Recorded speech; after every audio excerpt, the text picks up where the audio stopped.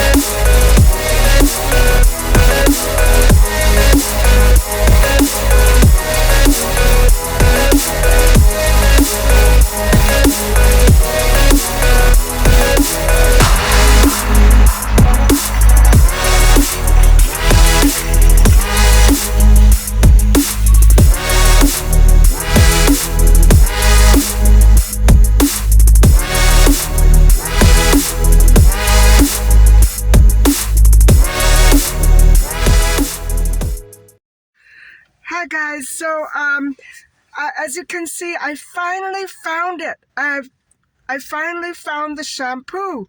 And I did go to another 2 or 3 outlets and different stores like drugstores and managed to come up with this. But no matter what I do, I can't gather any information about this. I know this one. And as far as I can tell, it's still clear and it still smells the same. This one is creamy and a bit thick. I think I'm going to prefer this always. I'm used to this one. I hope they didn't change their formula. I'll soon find out. And so I'm going to see if I can return this one. Guys, a whole afternoon. And when I ask the people at this place, they had other shampoos, but not this one. They didn't know if it was discontinued, so, Anyway, I got it. I better hang on to this for 3 more years because it was a real nightmare to find it. And at least I know that there's something like this around in case this ever becomes taken off the market. Why are people doing this to their beautiful shampoos? I don't get it. Anyway, I may stop off, maybe not, at the store one more time, and then it's homeward.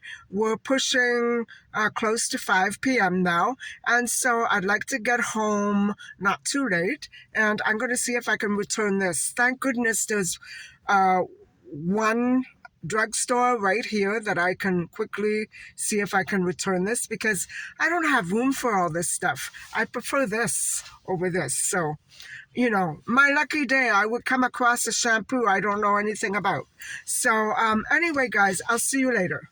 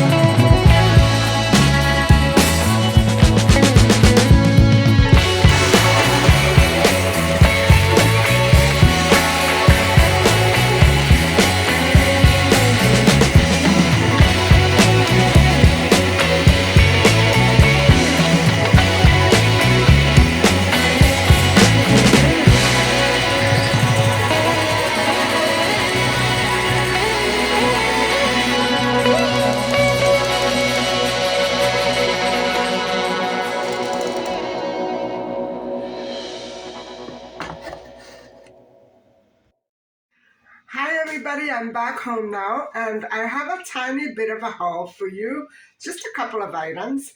And I actually went to the grocery store because I didn't realize until last night that I was completely out of onions. And so I decided to pick up a couple of extra items.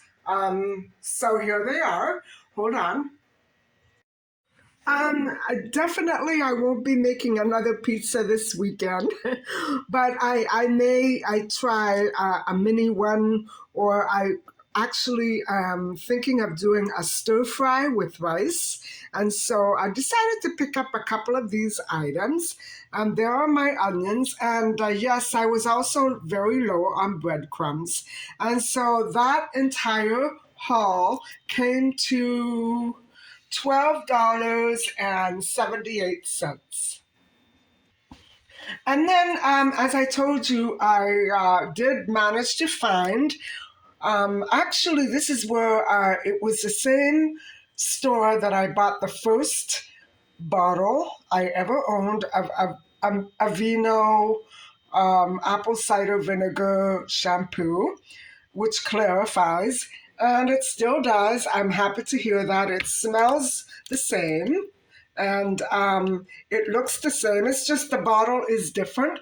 However, I'm not crazy about the bottle. So what I'm going to do is just when I finish the other one, I'm going to slip all that into the old bottle, because the old bottle is see-through. I don't like this. You know what I'm saying? And the same goes for all the facial products that I have that come in solid jars and bottles. I'm going to ditch them and change the container. So it makes life so much easier. I hope that more companies and brands start to catch on that I, for one person, don't like solid bottles. I like the ones that you can see the product right through. And then, like that, you know exactly how much you have. If I hadn't done it with this other old bottle, I would never have known that I was pretty much empty. So that one was $10.18. It came to $11.50 with the tax. So that's kind of hefty. It costs about $3 or $4 more than the other one that I bought back. So, but I prefer to stick with something that I know. I hope that it didn't change. What I'm going to do is go to the back and compare both bottles and see that if anything in fact did change. And I'll have to follow up on that. So that's it for today. So, guys, I'm going to pop dinner on the stove, and then I will come back and talk to you a little bit about vitamin K2, and I'll show you what I'm having for dinner. And so, give me a little while.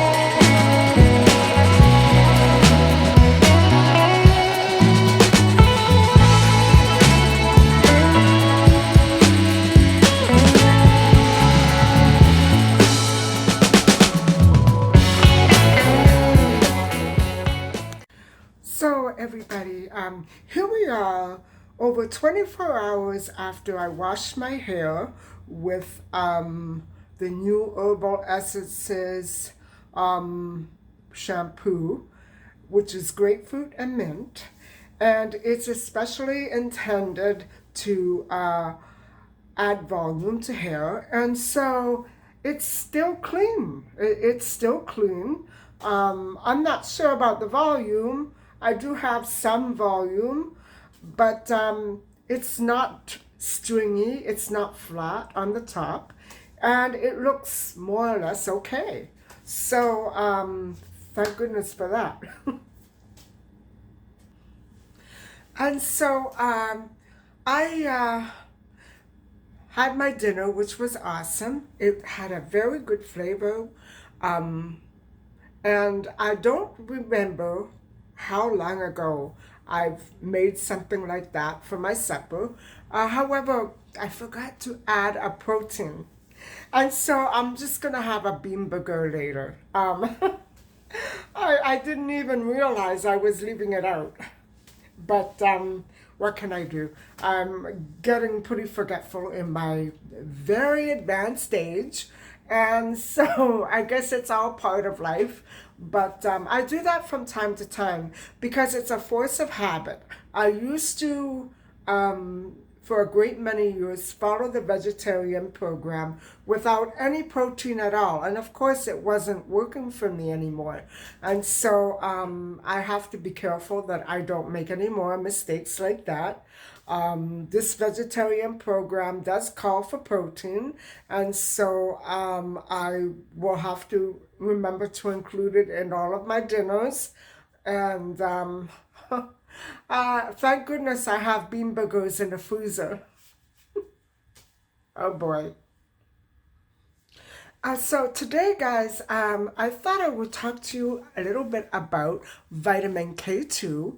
And there's not a whole lot there that's very different from vitamin K1, except for a few things. And there's actually not that much more that I can tell you about it, except for that it also consists of chemical subtypes, and they which also have very differing lengths of carbon side chains, and those side chains are made of isoprenoid groups of atoms. And these groups of atoms are called menaquinone. So actually, some of these, the isoprenoid is a hashtag that I put up on last night's or the night before's video. I believe I put it up with the vitamin K group video. So there, if you just want to collect all the hashtags or copy and paste them, whatever, and the ones that are very difficult to pronounce are the ones that are probably the most important. So that's why I decided to put up all those hashtags. Like that, you have the proper spelling. And as for the pronunciation, you're not getting that out of me. So anyway, vitamin K2 is a little different from vitamin K1 in terms of absorption from food. And so, okay, let's start with where we could find it. Where do we find vitamin K2? Well, for one thing, animals convert vitamin K1 into vitamin K2 or its variant, which is MK4 or MK7, all the way up to MK13. So there are all those different subgroups. That's kind of confusing. So you have to remember that MK is a subtype of vitamin K1 and vitamin K2. And so where else can we find vitamin K2? Well, it is in our gut flora. What's that? Bacteria.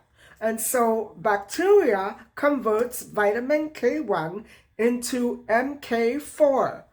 And all other forms of vitamin K2 other than MK4 are only produced by bacteria.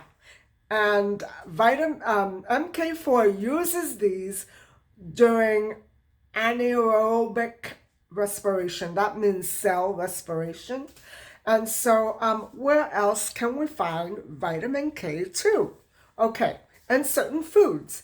For instance, the Asian uh, trend, um, which is called natto. I've never tried it, and I probably never will. Maybe if I go to Japan, I'm not sure. Natto is a fermented food. I think it's like beans. I'm not sure, or some kind of bean paste. I'm not sure. Um, I think I've seen it online or when YouTubers who live in Japan actually, who talk about trying natto or natto, whatever, however you pronounce it. And it's been described as not very delicious at all, but it is very high in vitamin K2. So if you can stomach it, it's a pretty good solution to getting some vitamin K2 intake. So, where else can we get vitamin K2? Well, eggs, for one, are a good source of vitamin K2. And certain cheeses, for example, which are fermented, Jarlsberg, Edam, Gouda, cheddar, blue cheese, they all contain vitamin K2, and it's got that strong flavor. So now I can only try to imagine if natto has that strong flavor. I like those cheeses, but I don't think I would like it to an extent. It's got a very strong flavor. And so vitamin K2 from these cheeses is actually formed by the bacteria that is used during the production of those cheeses. Wow, that's really, really interesting. And so, where else can we find vitamin K2? Chicken, but not the white meat and not the skin, unfortunately, but I just got a notification. But the dark meat, so it's not the breast. Vitamin K2 is better absorbed in dark meat than it is in the white breast meat. So that's very interesting, isn't it? I never knew that there could be a difference. I thought it was all the same. You know what I mean? Once a vitamin, always a vitamin, right? Well, no, it depends on the absorption. So that's something else that comes very, very handy when we're talking and thinking about vitamins, what sorts of vitamins that we need. We might think, guys, that we're getting all these foods into our system, but we don't really know exactly how much of it, when it comes to vitamin K at least, how much of it is actually being absorbed. So let's continue on a little bit. What are the differences between vitamin K1 and vitamin K2? Well, what I just said, it does make a difference, the absorption level. And so vitamins K1 and 2 are absorbed quite differently within the same food groups. And vitamin K2 is, as you know, found in fermented foods and animal products. And it is also produced by gutflora. Now it wants to restart now. Oh, oh, my computer wants to do so many crazy things just when I'm very busy working on it. Okay, so we all know that vitamin K2 is produced by bacteria in your stomach, but less is known about the absorption of vitamin K2 than we know about vitamin K1. And so it could be that because vitamin K2 is found in fatty foods, that it is better absorbed than vitamin K1. We don't know for sure. What I think is that because so many things are not clear about vitamins, I think that many of the studies that were done, say, 1 century ago, or maybe a little less, at least from the 1950s, they're not they're not standard anymore. We can't rely on that information anymore because we've found out more, we've discovered more, and we've learned more. So we can't really keep our knowledge level the way we did at the same level that we had 100 years ago. So the field and the industry and the literature is constantly changing. And so what I wanted to do, guys, is go and look for some of those vitamin books that I've been posting on at the end of my vlogs. And I just didn't get around to it. So I think I want to see if they carry it. And I want to see, I want to go through it before I buy it. You know what I mean? And so I love to look at the table of contents in any book and decide if I want to buy it. You know what I mean? So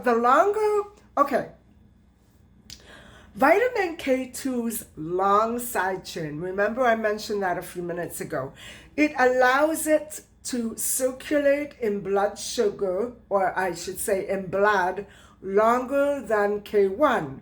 And so it is better absorbed by the human body. And for example, where vitamin K stays in blood for hours, vitamin K2 remains in your blood for a number of days. And so the longer circulation time of vitamin K2 allows for its better use in body tissues. Wow, that's neat. And so vitamin K1, however, is basically transported to the liver and used by the liver. So it's not the same as vitamin K2. These differences are very critical into identifying the different roles that vitamin K1 and vitamin K2 have in the human body. And so that is quite interesting. And therefore, in addition, we saw yesterday how important vitamin K was for blood clotting and bone health.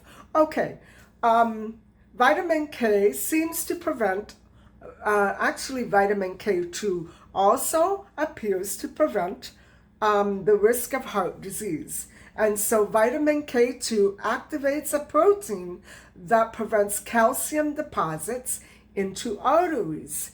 Wow.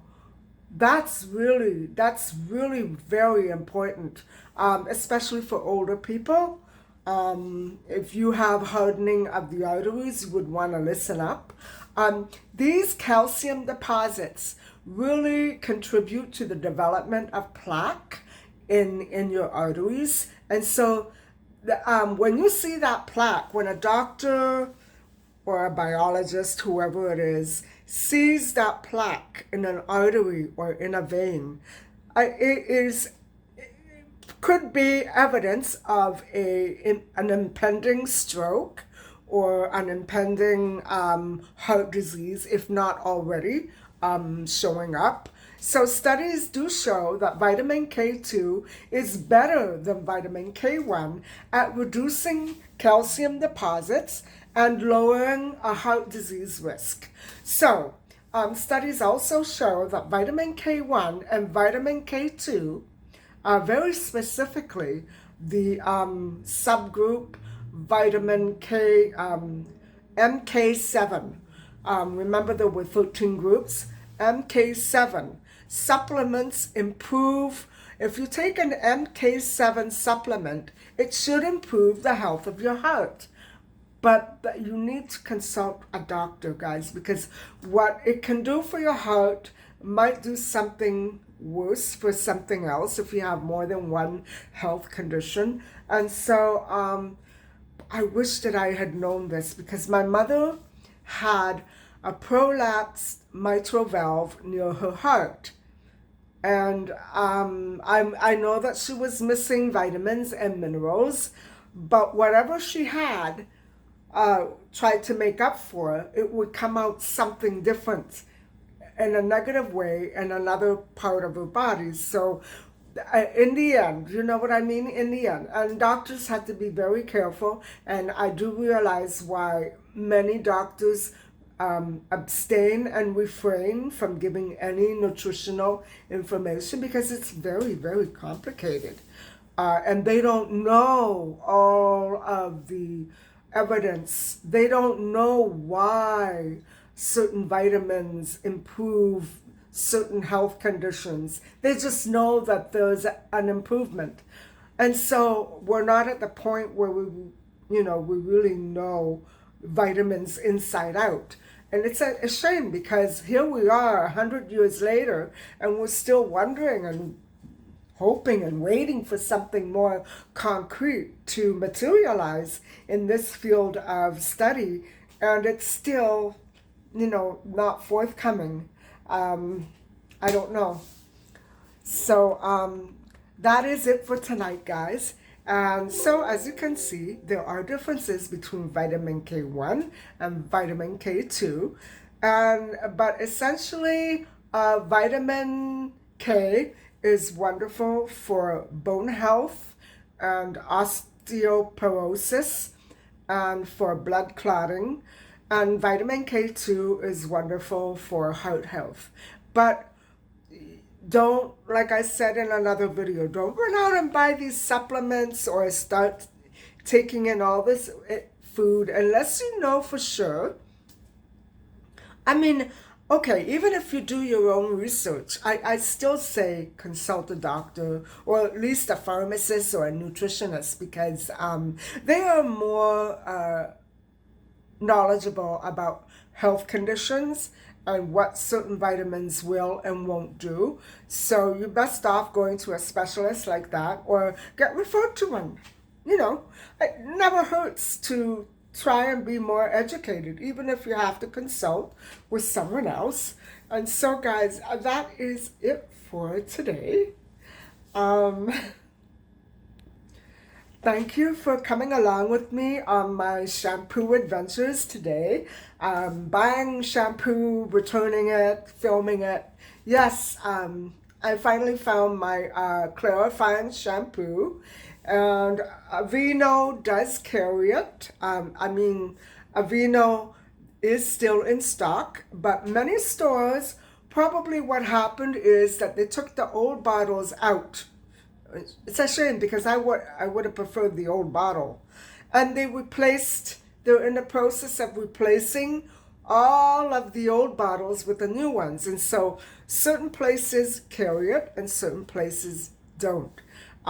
Specifically, they don't carry the apple cider flavor that I use. Wouldn't you know it? And so I hope that you've enjoyed this vlog. I hope that you've managed to come away with something more in terms of knowledge and information. I hope you can use it in your everyday life. And thank you so much for listening and watching. And please don't forget to smash them.